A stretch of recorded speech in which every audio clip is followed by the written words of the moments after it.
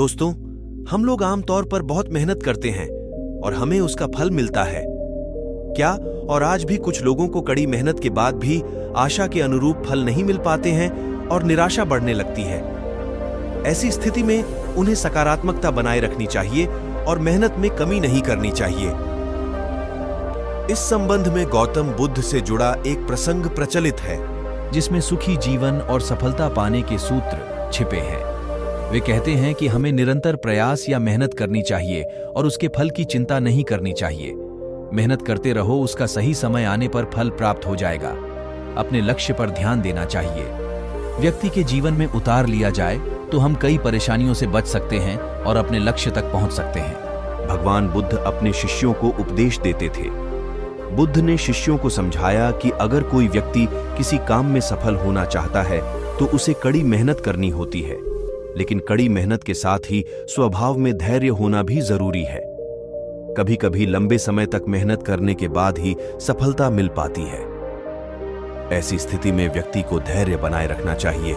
जीवन में उतार चढ़ाव होते रहते हैं, लेकिन हमें परेशानियों का सामना करना चाहिए और अपने लक्ष्य तक पहुंचने के लिए प्रयास करने चाहिए।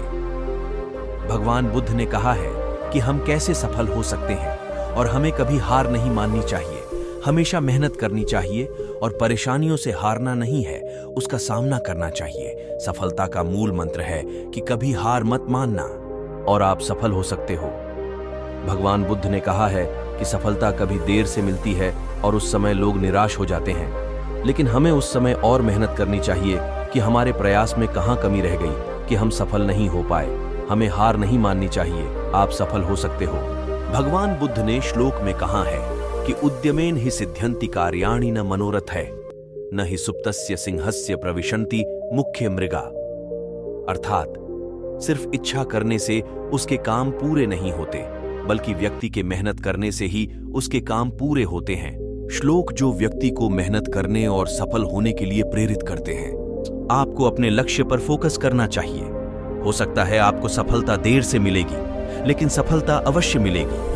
और भगवान बुद्ध भी ऐसा ही कहते हैं कि आप अपनी मेहनत पर फोकस करिए, आपको अवश्य ही सफलता मिलेगी।